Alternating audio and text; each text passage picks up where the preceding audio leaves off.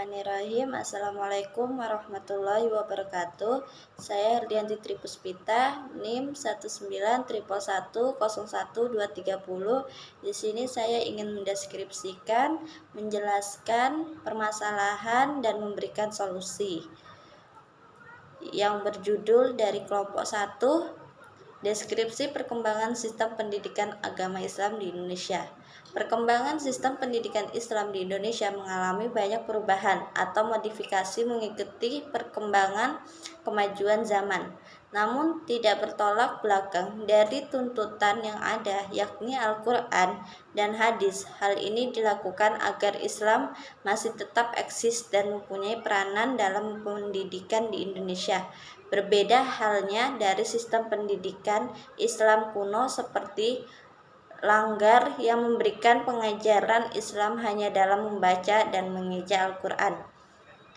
Pesantren yang mengajarkan para santrinya untuk dapat hidup mandiri, seperti memasak, mencuci pakaian masing-masing. Dalam sistem pendidikan pesantren, para santri dituntut untuk mengetahui ajaran-ajaran Islam secara lebih detail dan pelaksananya pula. Sebagai contoh, setiap pagi santri mendapatkan ilmu-ilmu Islam yang tidak diperoleh pada langgar dan madrasah. Apabila terdapat para santri yang tidak mematuhi peraturan seperti tidak mengaji dan sholat, maka ada dikenai sanksi.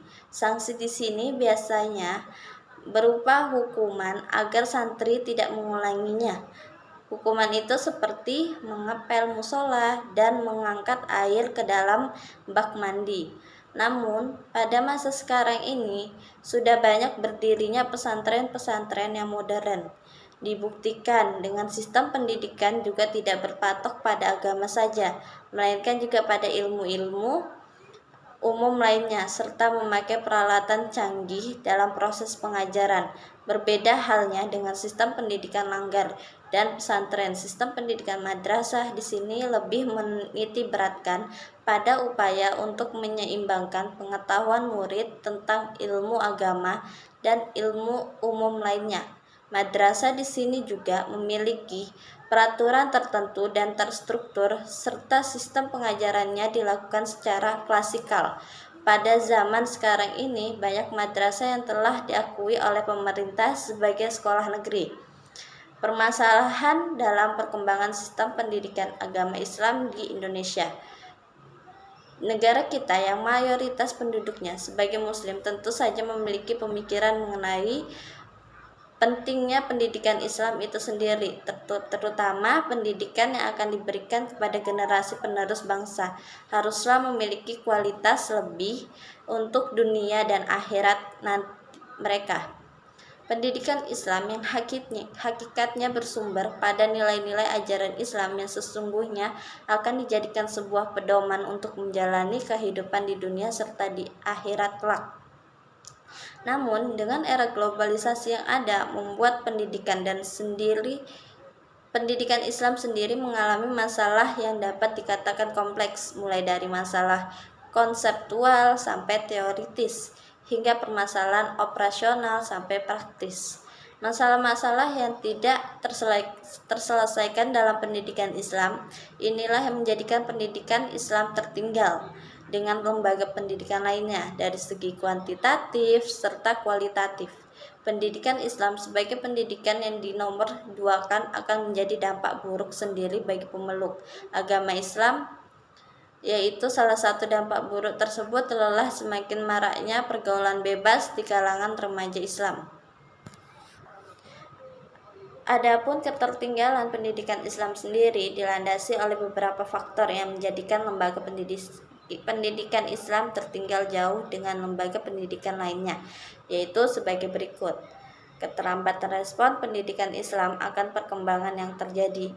Islam kebanyakan masih lebih cenderung mengorientasikan diri pada bidang-bidang humaniora dan ilmu-ilmu sosial ketimbang ilmu-ilmu eksakta semacam fisika, kimia, biologi, dan matematika modern. Pendidikan Islam tetap berorientasi pada masa silam ketimbang berorientasi kepada masa depan. atau kurang bersifat future oriented. Sebagian pendidikan Islam belum dikelola secara profesional, baik dalam penyiapan tenaga pengajar, kurikulum maupun pelaksanaan pendidikannya. Dalam hal ini, ambil saja contoh masalah pendidikan Islam, yaitu mengenai problem konseptual sampai teoritis. Dalam hal ini dijabarkan bahwa pendidikan Islam yang hanya mementingkan aspek kehidupan ukhrawi yang terpisah dengan kehidupan duniawi, atau aspek kehidupan rohani yang terpisah dengan kehidupan jasmani. Oleh karena itu, akan tampak adanya pembedaan dan pemisahan antara yang dianggap agama dan bukan agama, yang sakral dengan yang profan, antara dunia dan akhirat. Cara pandang yang memisahkan antara yang satu dengan yang lain ini disebut sebagai cara pandang dikotomi. Pemisahan antar ilmu dan agama hendaknya segera dihentikan dan menjadi sebuah upaya penyatuan keduanya dalam satu sistem pendidikan integralistik. Namun persoalan integrasi ilmu dan agama dalam satu sistem pendidikan ini bukanlah suatu persoalan yang mudah, melainkan harus atas dasar pemikiran filosofis yang kuat sehingga tidak terkesan hanya sekedar tambal sulam. Langkah awal yang harus dilakukan dalam mengadakan perubahan pendidikan adalah merumuskan kerangka dasar filosofis pendidikan yang sesuai dengan ajaran Islam, kemudian mengembangkan secara empiris prinsip-prinsip yang mendasari terlaksananya dalam konteks lingkungan. Filsafat integralisme adalah bagian dari filsafat Islam yang menjadi alternatif dari pandangan holistik yang berkembang pada era postmodern di kalangan masyarakat barat. Selanjutnya, kelompok 2 tentang konsep budaya nasional sebagai dasar pendidikan. Pengertian dari budaya adalah cara berpikir, bertindak, bersikap tentang moral, tentang agama, dan nilai dari sebuah perbuatan dan keyakinan manusia yang dihasilkan masyarakat. Mungkin selama ini kita mendengar budaya yang ada dalam pandangan kita adalah budaya seperti tarian, acara adat istiadat. Dalam kehidupan kita pasti akan mengalami budaya dalam kesehari-harian. Misalnya saja, budaya dalam satu keluarga.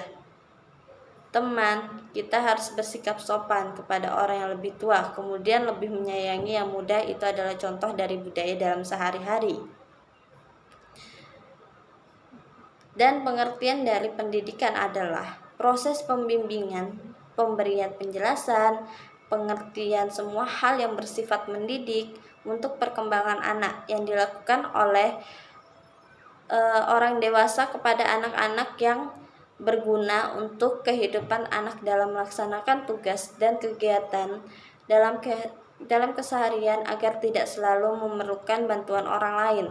Budaya dan pendidikan itu saling berkaitan erat. Dengan adanya budaya, maka pendidikan itu akan sempurna. Bayangkan saja jika pendidikan tanpa ada budaya, maka moral dan norma sikap anak dalam hal pendidikan akan rusak. Berikutnya, permasalahan tentang konsep budaya nasional sebagai dasar pendidikan. 1. Menjadikan budaya lokal sumber yang dinamis atau positif sebagai aset atau isi.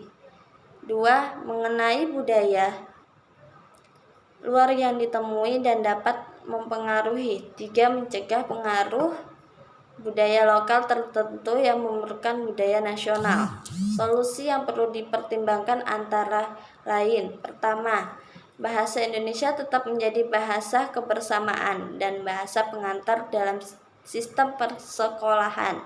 2. Budaya daerah atau lokal seperti bahasa daerah, kesenian daerah, adat istiadat, dan sebagainya adalah bagian dari isi pendidikan nasional dalam bentuk muatan lokal.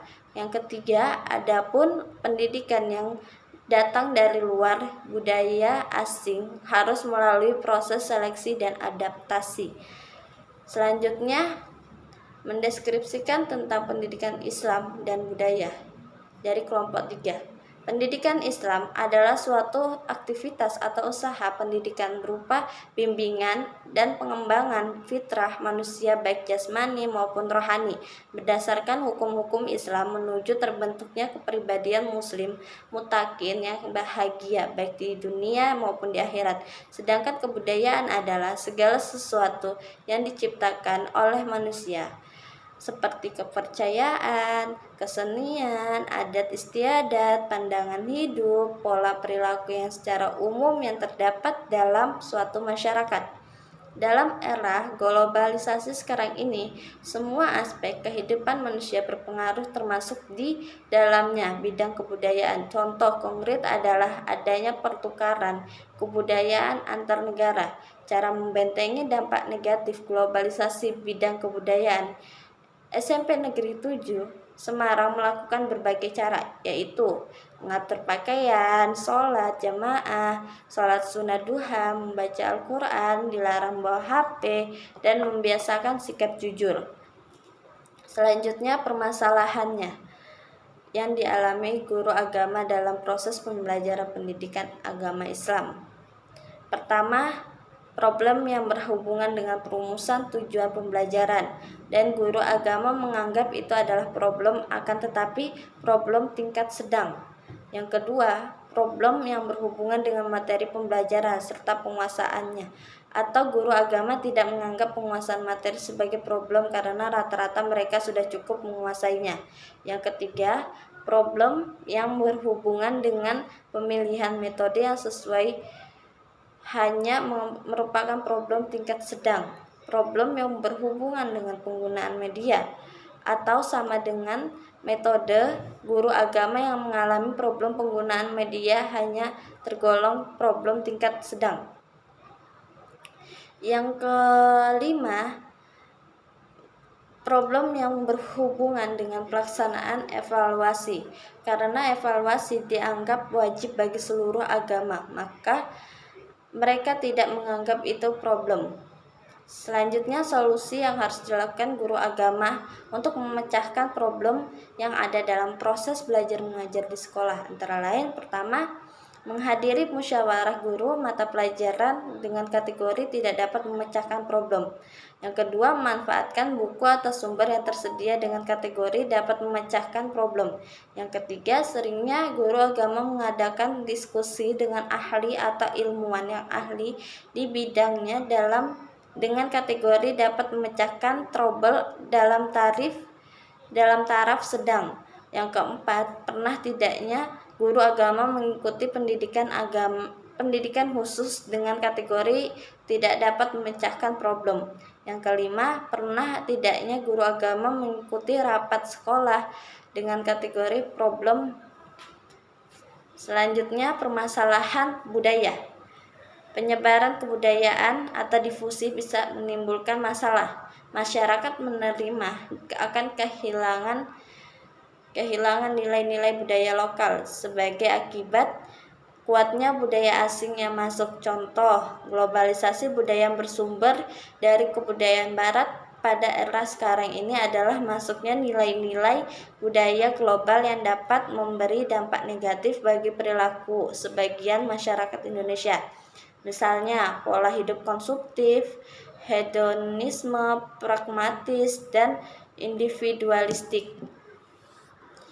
Akibatnya nilai budaya bangsa seperti kebersamaan dan kekeluargaan lambat laun bisa hilang dari masyarakat Indonesia. Solusi budaya. Solusi yang bisa kita terapkan untuk mengurangi masalah-masalah tersebut antara lain. Pertama, pemerintah harus lebih memperhatikan perkembangan budaya kita. Yang kedua, pemerintah harus segera membuatkan undang-undang perlindungan untuk semua budaya kita. Yang ketiga, semua penduduk harus lebih mencintai budaya sendiri. Yang keempat, melestarikan budaya Indonesia kepada generasi muda. Selanjutnya, mendeskripsikan dasar-dasar undang-undang wajib belajar dari kelompok 4. Pasal 34 Undang-Undang Nomor 20 Tahun 2003 tentang Sistem Pendidikan Nasional menetapkan bahwa pemerintah dan pemerintah daerah menjamin terselenggaranya program wajib program wajib belajar minimal pada jenjang pendidikan dasar tanpa memungut biaya. Penyelenggaraan program wajib belajar pendidikan dasar merupakan bagian dari kebijakan pendidikan di Indonesia dalam mencapai pendidikan untuk semua. Program wajib belajar diselenggarakan untuk memberikan pelayanan pendidikan dasar seluas-luasnya kepada warga negara Indonesia tanpa membedakan latar belakang, agama, suku, sosial, budaya, dan ekonomi. Setiap warga negara Indonesia usia wajib belajar berhak mendapatkan pelayanan pendidikan yang bermutu, dan orang tua atau walinya berkewajiban memberi kesempatan kepada anaknya untuk mendapatkan pendidikan dasar. Program wajib belajar diselenggarakan pada satuan pendidikan dasar pada jalur pendidikan formal, informal, dan non-formal, dan harus dapat menampung anak yang normal maupun yang berkelainan dan mempunyai hambatan. Peraturan tentang program wajib belajar mencakup hak dan kewajiban warga negara Indonesia, tanggung jawab pemerintah dan pemerintah daerah. Permasalahannya, kualitas siswa masih rendah, pengajar kurang profesional, biaya pendidikan yang mahal, bahkan aturan undang-undang pendidikan yang kacau. Dampak dari pendidikan yang buruk ini, negara kita ke depannya semakin terpuruk. Keterpurukan ini dapat juga akibat dari kecilnya alokasi anggaran pendidikan baik di tingkat nasional, provinsi, maupun kota dan kabupaten. Solusinya, pendidikan sebenarnya terletak di pundak guru. Bahkan, baik buruknya atau berhasil tidaknya pendidikan, hakikatnya ada di tangan guru. Sebab sosok guru memiliki peran yang strategis dalam mengukir peserta didik menjadi pandai, cerdas, terampil, bermoral, dan berpengetahuan luas sesuai dengan tujuan pendidikan nasional. Seorang guru yang baik adalah mereka yang memenuhi persyaratan profesional, baik sebagai pendidik, pengajar, maupun pemimpin. Disinilah letak pentingnya standar mutu profesional guru untuk menjamin proses belajar mengajar dan hasil belajar yang bermutu. Selanjutnya, mendeskripsikan tentang memahami makna pendidikan Islam. Pendidikan Islam ialah bimbingan yang dilakukan oleh seorang dewasa kepada anak didik dalam masa pertumbuhan agar ia memiliki kepribadian muslim. Sedangkan yang dimaksud dengan ilmu ialah suatu kumpulan pengetahuan yang tersusun secara sistematis dan mempunyai metode-metode tertentu yang bersifat alamiah. Permasalahannya dan solusinya agar ilmu pendidikan Islam tidak kehilangan daya tarik kaitannya dengan kelembagaan dan fungsionalnya, diperlukan adanya perubahan paradigma bangunan dan kerangka berpikir yang memadai dalam penyelenggaraan pendidikan Islam.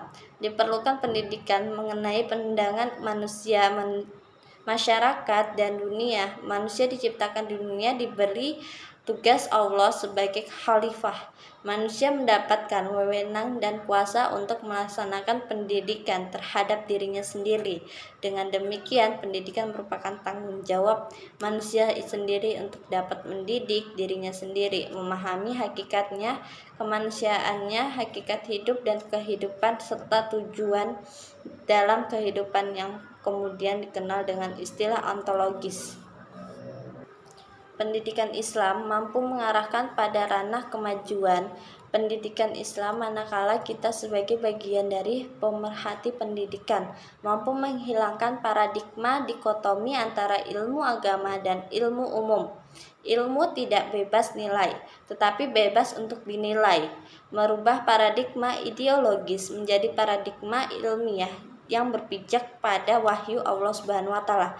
Sebab paradigma ideologis ini karena otoritasnya dapat mengikat kebebasan tradisi ilmiah, kreatif, terbuka, dan dinamis, merubah pendekatan dari pendekatan teoritis dan atau konseptual pada pendidikan konstektual atau aplikatif dalam rangka menyebarluaskan misi agama Islam melalui media dan pengajaran ilmu pendidikan Islam, maka para praktisi dan pemerhati pendidikan Islam hendaknya menanamkan nilai-nilai aksiologis yang terdapat dalam ilmu pendidikan Islam. Antara lain, dalam pendidikan Islam terdapat nilai-nilai ibadah, nilai ihsan, nilai dan orientasi masa depan, nilai dakwah Islamiyah, dan nilai-nilai kerahmatan bagi seluruh alam.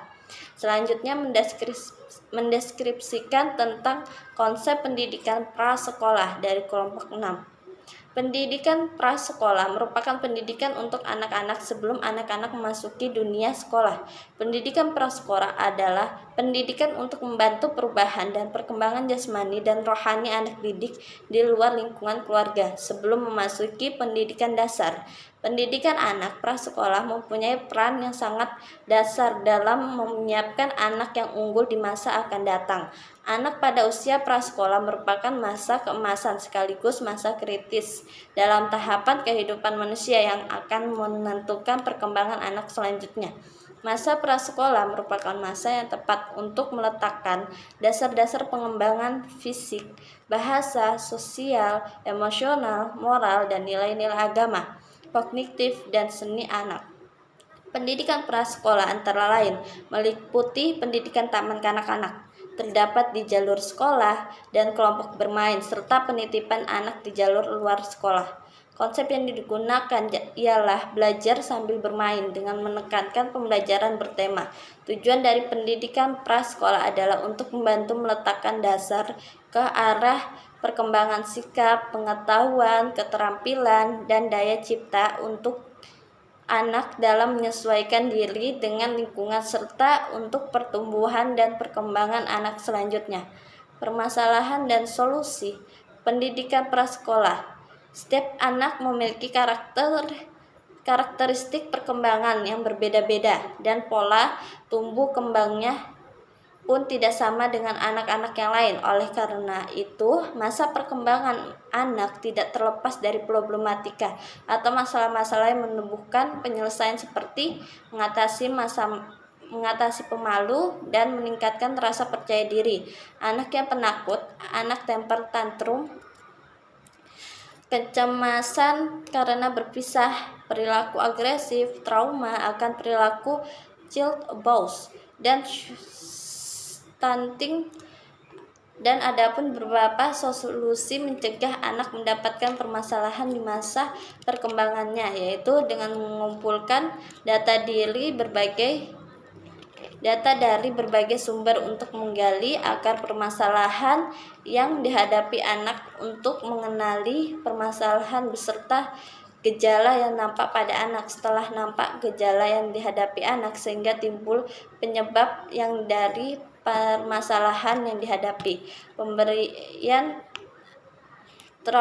treatment digunakan sebagai penyedar bahwa perilaku yang dilakukan adalah salah, dan berkomitmen untuk mempertahankan perilaku baik yang sudah dipilih.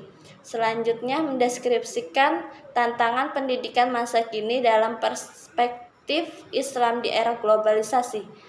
Pendidikan Islam merupakan pendidikan manusia seutuhnya, akal dan keterampilan, dengan tujuan menyiapkan manusia untuk menjalani hidup dengan lebih baik. Namun, hal itu tidak berjalan dengan lurus karena pendidikan Islam dipengaruhi oleh arus globalisasi yang terjadi saat ini. Globalisasi merupakan ancaman besar bagi pendidikan Islam untuk mempertahankan nilai-nilai agama yang murni. Pendidikan Islam didasarkan pada asumsi bahwa manusia dilahirkan dalam keadaan fitrah dengan potensi bawaan seperti potensi ilahiyah, potensi untuk memikul amanah dan tanggung jawab, potensi kecerdasan, potensi fisik. Potensi tersebut manusia mampu berkembang secara aktif dan interaktif dengan lingkungannya dan dengan bantuan orang lain atau pendidik. Upaya membangun pendidikan Islam berwawasan global bukan persoalan mudah, karena pada waktu bersamaan pendidikan Islam harus memiliki kewajiban untuk melestarikan, menanamkan nilai-nilai ajaran Islam, dan di pihak lain berusaha untuk menanamkan karakter berbasis lokal. Upaya untuk membangun pendidikan Islam yang berwawasan global dapat dilaksanakan dengan langkah-langkah yang terencana dan strategis dengan menangkap peluang dan bersiaga menghadapi tantangan. Tantangan globalisasi bagi pendidikan Islam yaitu masalah kualitas. Era global adalah era persaingan bebas, maka akan terjadi pertukaran antar negara, baik resmi maupun tidak, pertukaran manusia, barang, jasa, teknologi, dan lain-lain. Untuk itu, perlu dibentuk manusia yang unggul. Jadi kualitas SDM sangat penting untuk menentukan kualitas lembaga pendidikan, negara, dan agama. Adapun peluang pendidikan Islam adalah perkembangan yang begitu cepat di berbagai bidang. Inilah pendidikan Islam bisa berpeluang besar untuk menyebarkan ajaran Islam dengan cepat pula. Sekian dari saya. Wassalamualaikum warahmatullahi wabarakatuh.